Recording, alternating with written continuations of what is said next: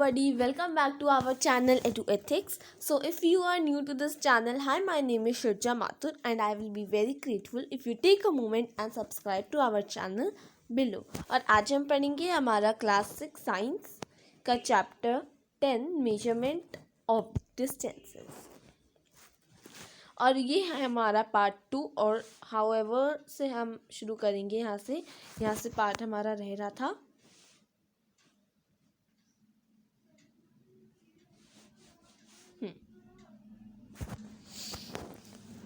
तो हमने जो हमारे चैप्टर्स की वीडियोस हैं सब्जेक्ट वाइज उसकी प्लेलिस्ट बना दी है, लेकिन अभी तक हमने उसमें सारे जो वीडियोस हैं वो नहीं डाले हैं, लेकिन हम जल्द ही उसमें सारे वीडियोस डालने की कोशिश करेंगे। तो चलिए अब हम अपना चैप्टर शुरू करते हैं। However everyone's body parts could be slightly different sizes. अब जैसे मैं कहूँ कि आपको एक टेबल है, उसको अपने हाथों से या अपने पैरों से अपने फिंगर से उसको नापना है और आपके फ्रेंड को भी नापना है, तो आपके फ्रेंड और आपका आंसर सेम निकलेगा? नहीं, गलत निकलेगा, मतलब दोनों का अलग अलग निकलेगा, राइट? क्योंकि हर इंसान की जो hands, fingers, right, even foot, उनके साइजेस अलग होते हैं। हर इंसान की बॉडी पार्ट्स के साइजेस अलग होते हैं, इसलिए सबका आंसर जो होता है वो अलग निकलता है। इसलिए ये वाला जो तरीका है मेजरमेंट करने का, ये कंफ्यूजन क्रिएट करता है मेजरमेंट में। 1790 में फ्रेंच जो है यानी कि फ्रांस जो है उसने स्टैंडर्ड यूनिट ऑफ मेजरमेंट, जिसको मेट्रिक सिस्टम बोला जाता है, उसको क्रिएट किया। For the sake of uniformity, scientists all over the world scientists all over the world have accepted a set of standard units of measurement. तो for sake of convenience जो scientist थे पूरे world के, उन्होंने accept किया a set of standard units of measurement. The system of units now used is known as the International System of Units। यानी कि जो पूरे यूनिट्स का सिस्टम है उसको अब हम क्या बोलते हैं? उसको हम बोलते हैं the international system of units, यानी कि SI units. SI unit of length, तो SI यूनिट ऑफ लेंथ होता है मीटर। एक मीटर स्केल, तो देखिए जिस मीटर स्केल है जो कि 10.6, आप जो 10.6 मीटर स्क्वेयर को आप देख सकते हैं। अब एक मीटर जो होता है, 1 मीटर जो होता है वो 100 सेंटीमीटर के इक्वल होता है, ठीक है? ईच मीटर यानी कि एम देखिए, metre, centimetre, millimetre, kilometre, kilogram, gram, ये सब क्या है? ये सब यूनिट्स हैं अलग अलग चीज़ों को नापने के लिए। लीटर, इवन मिलीलीटर, कोई लिक्विड को नापने के लिए, कोई डिस्टेंस नापने के लिए, तो कोई जैसे कि क्लॉथ नापना है, कोई टेबल नापनी है, लाइक दिस, ओके? ठीक है, तो जैसे कि देखिए 1 मीटर जो होता है वो 100 सेंटीमीटर में डिवाइडेड होता है, वैसे ही 1 सेंटीमीटर 10 मिलीमीटर में डिवाइडेड होता है। फॉर मेजरिंग लार्ज डिस्टेंस, अगर आपको लार्ज डिस्टेंसेस जो हैं उनको मेजर करना है तो मीटर या सेंटीमीटर आपके लिए कन्वीनियंट यूनिट नहीं रहेंगी, तो उसके लिए आपको किलोमीटर जैसी बड़ी यूनिट्स की ज़रूरत होगी। और वैसे ही 1 किलोमीटर जो होता है वो 1000 मीटर होता है। 1 kilometre is equals to 1000 metre. Now we can repeat all our measurement activities using a standard scale and measure in SI units. Before we do that, we do need, अब हम सारी जो एक्टिविटीज़ हैं SI unit से related वो हम कर सकते हैं, लेकिन उसको करने से पहले इनको कैसे करेक्ट वे में मेजर कैसे किया जाता है वो एक बार देख लेते हैं। तो हमारी डेली लाइफ में हम various types of measuring devices use करते हैं। हम मीटर स्केल यूज़ करते हैं फॉर मेजरिंग लेंथ। जो टेलर होता है वो एक टेप यूज़ करता है, वेयर एज क्लोथ मर्चेंट जो होता है वो मीटर रॉड यूज़ करता है for measuring the length of an object. You must choose a suitable device, और आपको एक सूटेबल डिवाइस चूज़ करने की ज़रूरत होती है। You cannot measure the girth of a tree or the size of your chest using a meter scale. For instance, तो आप एक ट्री का साइज जो है, the girth of a tree, आप मीटर स्केल से जो है नहीं नाप सकते। उसके लिए आपको कोई अलग चीज़ चाहिए होगी, अलग यूनिट चाहिए होगी। Measuring tape is more suitable for this, और इसके लिए जैसे कि आपको कोई कर्व्ड चीज़ आपको उसका वो पता लगाना है, राइट, साइज पता लगाना है, तो उसके लिए आप टेप जो है वो यूज़ कर सकते हैं। For small measurements such as the length of your pencil you can use a 15 centimetre scale from your geometry box. In taking measurement of a length, तो अब अगर हमको देखिए, we need to take care of the following. Place the scale in contact with the object along its length as shown in figure 10.7। इसमें बता रखा है आपको, यानी कि आपको देखिए करेक्टली जो है जहाँ से शुरू होता है पूरा फुल मार्क, आपको वहाँ से शुरू करना है। आपको वहाँ से क्या शुरू करना है, आपको वहाँ से नापना शुरू करना है। कुछ स्केल्स जो होती हैं उनके एंड्स जो होते हैं वो ब्रोकन होते हैं। अब उसका क्या तरीका, जैसे कि आपका 0 मार्क ब्रोकन है तो आप नेक्स्ट फुल मार्क से नापना शुरू करोगे, ठीक है, आप उसको नेक्स्ट फुल मार्क से नापना शुरू करोगे। जैसे कि देखिए,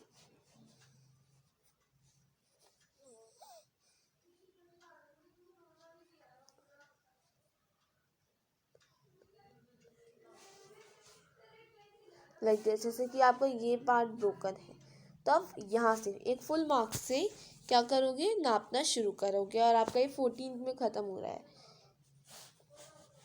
फिर क्या करोगे आप माइनस। देखिए मैं बताती हूँ।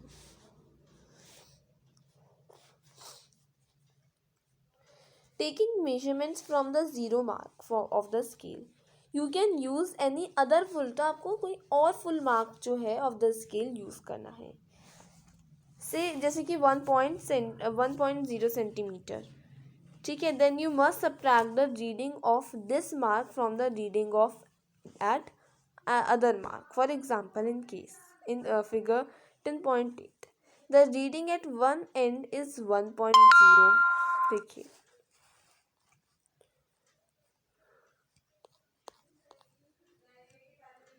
बी वाला आपको दिखा रहे हैं, राइट। तो अब इसमें क्या है, 1.0 से स्टार्ट कर रहे हैं and at the other and it is, और ये कहाँ तक आ रहा है, 14.3 सेंटीमीटर तक। देयरफॉर, तो अब आप क्या करोगे, अब आप 1.0 सेंटीमीटर को 14.3 सेंटीमीटर को 1.0 सेंटीमीटर से माइनस कर दोगे, और जो आपका आंसर आएगा वही correct measurement of that thing होगा, राइट, ऑफ दैट लेंथ। वैसे ही आप और क्वेश्चंस कर सकते हो, जैसे कि मान लो एक मिनट, हाँ, अब आपका जैसे कि आपका 0 पार्ट, इसमें आपको बता रहा है अगर 0 पार्ट जो है वो ब्रोकन है, टूटा हुआ है, राइट, तो आप उसके अनदर फुल मार्क से शुरू करोगे जो कि है 1। अब ये जो 1 है, 1 से लेके कहाँ तक जा रहा है, ये 14 तक, तो आप क्या करोगे, 14 -1 करोगे। आप क्या करोगे, 14 - 1 करोगे, जो क्या आएगा आपका 13, और यही आपका आंसर होएगा। वैसे ही आप और भी जो मार्क्स उनके साथ कर सकते हो, जैसे कि मान लो यहाँ तक टूटा हुआ है, देखिए तो यहाँ तक अगर टूटा हुआ है 3 तक, तो आप 4 से शुरू करके और 14 तक जा रहा है, या फिर चल मान लीजिए 15 तक जा रहा है, तो आप क्या करेंगे, 15 - 4 कर देंगे, लाइक दिस। ठीक है, तो इसमें बुक में काफ़ी अच्छे से समझा रखा है, आप इसमें थोड़े से ध्यान भी दीजिए।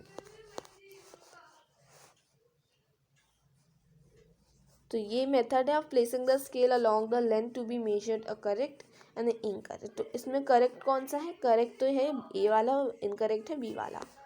देखिए टेढ़ा हो रहा है ये। Correct position of the I is also important for taking measurement. Your eye must be measurement is to be taken as shown in figure 10.9. Position B is the correct position of the eye. Note that from position B the reading is 7.5 centimeter. From position A and C the reading may be different. तो देखिए, अब अगर आपको अब अगर आपको scale को read करना है, तो उसके लिए भी आपको एक करेक्ट पोजीशन चाहिए होगी आई की, और वो होती है एकदम स्ट्रेट। अब देखिए, कोई यहाँ से देख रहा है और कोई यहाँ से देख रहा है, तो यहाँ से दोनों का अलग आएगा राइट, एंड दोनों का रॉन्ग आएगा। लेकिन ये जो है बच्चा एकदम सीधा देख रहा है, तो इसका एकदम करेक्ट मेजरमेंट आएगा, इसका एकदम करेक्ट रीडिंग आएगा। ओके, चल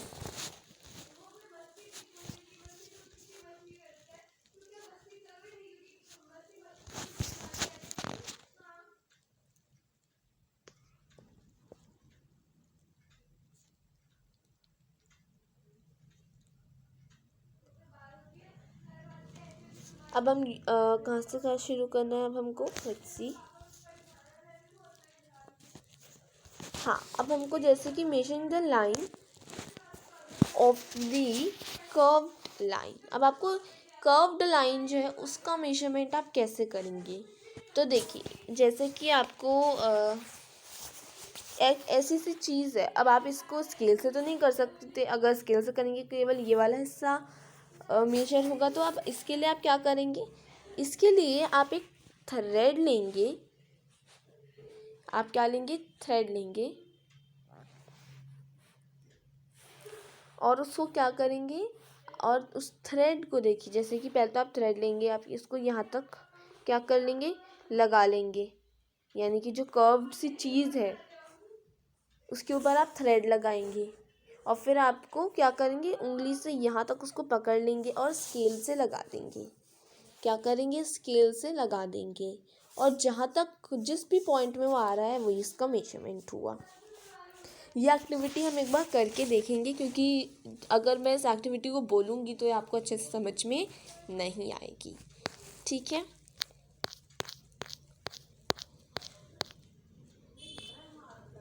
सो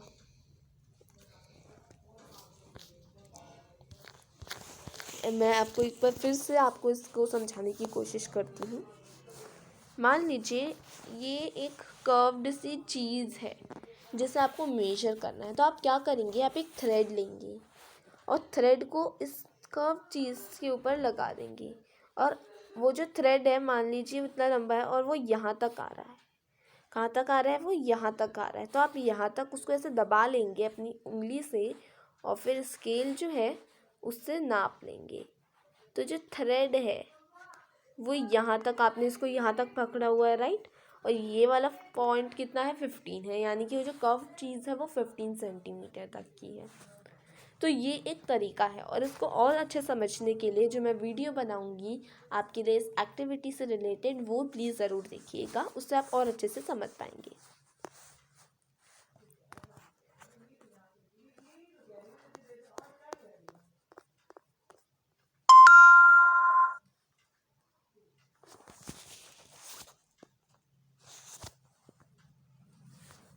अब क्या करना है हमको, let's see.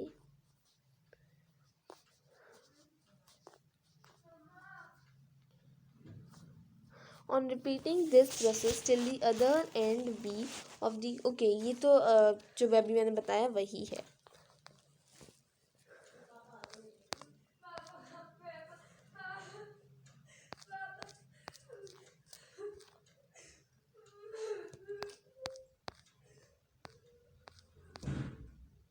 Okay, here you can see the motion of a ant. एक बार इसको रीड करते हैं.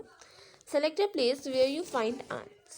Spread a large sheet of white paper on the ground and keep a little sugar on it. Ants are likely to be attracted to the sugar, and you will find many ants crawling on the sheet of paper soon.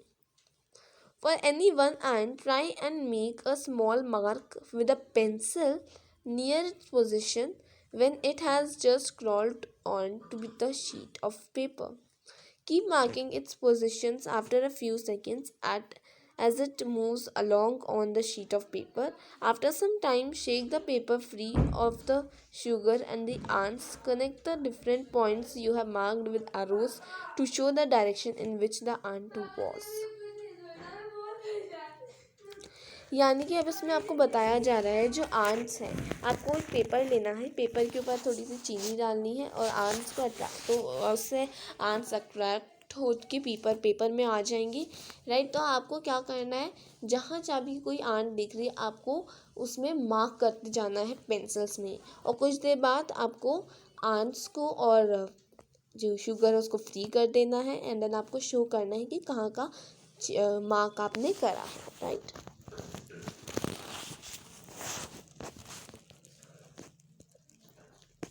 Moving each point you have marked shows where the ant moved to.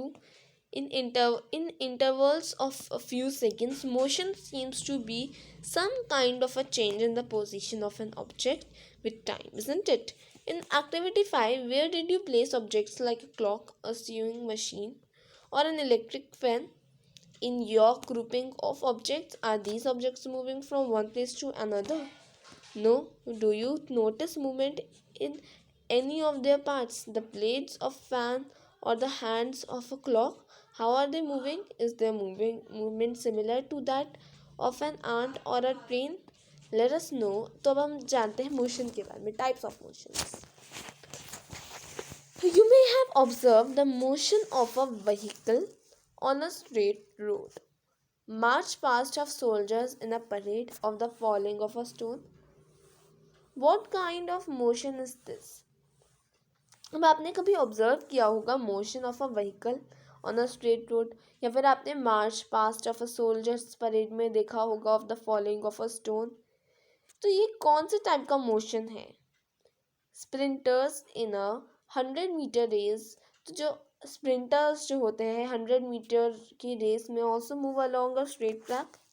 Can you think of more such examples from your surroundings? In all these examples, we see that the objects move along a straight line. तो अब इसमें कहा जा रहा है कि जो objects होते हैं वो along with the straight line move करते हैं, और इस टाइप को मोशन को हम रेक्टिलिनियर मोशन कहते हैं. Take a stone, tie a thread to it, and whirl it with your hand. Observe the motion of the stone. We see that the stone moves along. तो जो stone होता है वो circular path में move करता है.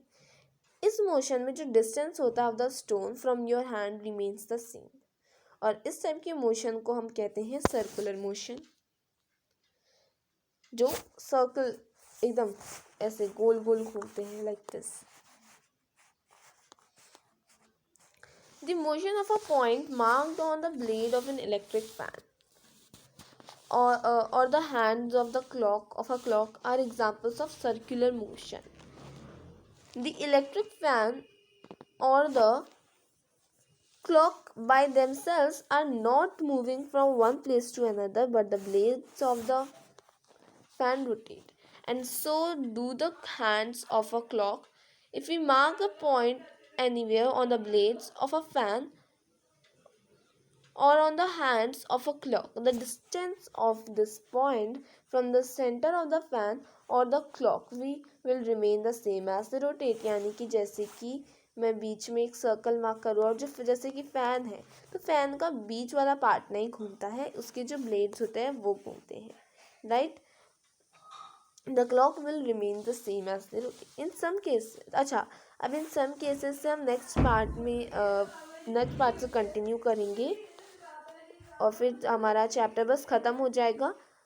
बहुत थोड़ा सा पार्ट अब बचा है. तो कैसा लगा तब तक के लिए वीडियो ज़रूर बताइएगा कमेंट बॉक्स में. अच्छा लगा तो वीडियो को लाइक शेयर एंड सब्सक्राइब करना ना भूलें. तो हम पार्ट 3 करेंगे इसका. Thank you.